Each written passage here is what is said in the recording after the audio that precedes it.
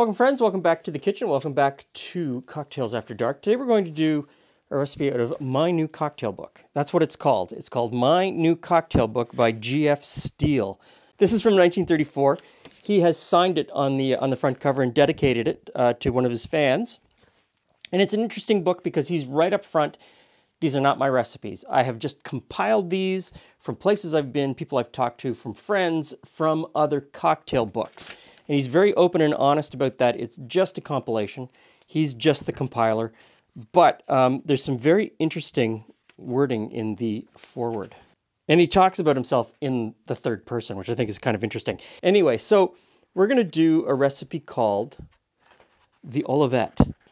The Olivet. And I'm going to do it two ways using two different gins just for a little bit. But we start out with 3 dashes of orange bitters, and I'm going to use Kinsip orange bitters. Now, if you're in the United States, Regans, find them everywhere. That's what I would use. 2 dashes of absinthe.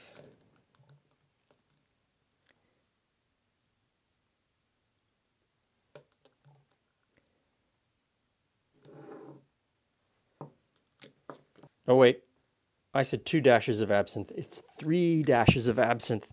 So we're going to put in another dash. And a dash is, you know, I've said this before, impossible to figure out what a dash is.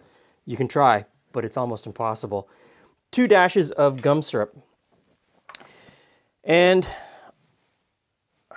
it's hard to say what he means by gum syrup. In a lot of these cocktail books, gum syrup is just simple syrup or sugar syrup. In some cocktail books, gum syrup is 2-to-1 or a rich simple syrup. And in some cocktail books, depending on how it's spelled, gum syrup is made with gum arabic, and that gum arabic changes the mouthfeel of the cocktail. I'm going with the one with gum arabic to change that mouthfeel.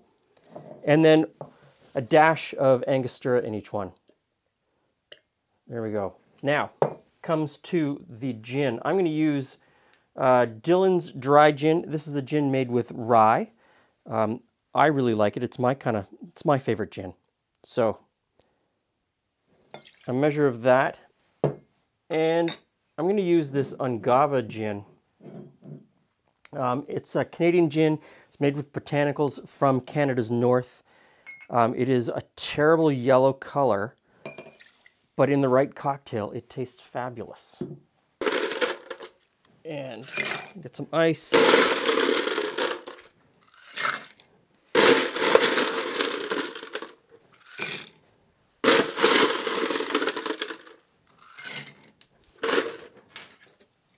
And stir. Okay. Couple of chilled Nick and Nora's, and so this is the Dillon's.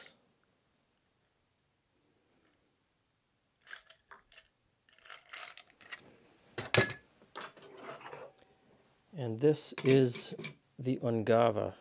And the Ungava, interesting, they're very close in color. Huh. Okay. Now, they got an olive. Each one gets an olive. So just regular old cocktail olives, I imagine. And a little lemon peel on top. So just rim that. Some people think rimming with the lemon gives too much and that just dropping it in is a better idea.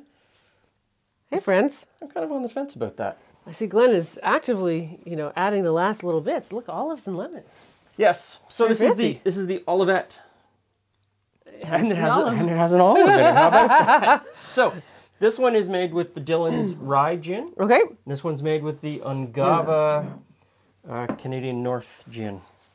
Very good. In that case, enjoy. Mine smells really sweet. Mm-hmm. Okay.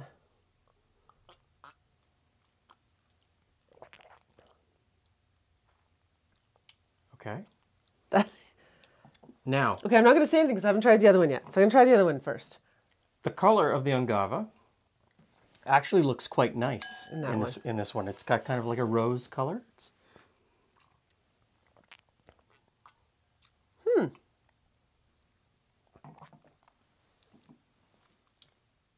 Huh. Okay, what do you think? I just have to decide which one I like better.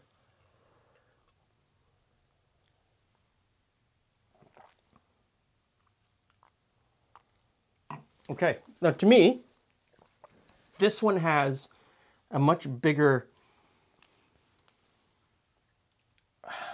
herbaceous floral flavor. Does that make sense? Mm-hmm. Like there's a whole lot of other levels going on, and I absolutely fantastically love that one. This one's got a more muted to me.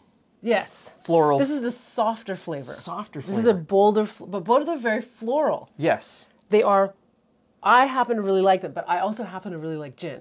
Yeah, So me too. For me, this is all the flavors I love in gin. Those florals and the other flavors that come with it. This has got a slight spice note. It's got to be coming from the rye. Yes, I guess. I don't know. What do I know? But I would choose the Ungava. 9 times out of 10, I would choose the Ungava in this cocktail. I think that goes really well together. I think that all of those bitters go really well together. I might cut back the sugar syrup a little bit. It is a little on the sweet side, and that could just be me overpouring. I mean, What? I know. But I think that just in the proportions that I laid it out here that come from this book, if you like gin, you're going to like this cocktail. Yeah, and just fuss with it a little bit to make Yeah. it exactly how you like Yeah. it. Like the subtleties between these two, you're going to love one, you're going to like one. Yeah. This is a winner for you and I, clearly. The absinthe sort of takes a back seat. Oftentimes, absinthe can be overpowering in a cocktail, which is why I kind of move it from a full bottle into a dropper, and I just put it in by drops, because it can quickly become overpowering, but I don't notice it in this. And I shouldn't say that I don't notice it. It's probably It doesn't dominate the It doesn't flavor. dominate. It's probably playing a very important role supporting everything else and combining with everything else. I could definitely Yeah, sit that's- around and have this that's- one sitting on the porch. Okay, so the Olivet. The winner. Thank you, Mr. Steele, for including it in your new cocktail book. Thanks for stopping by. See you again soon.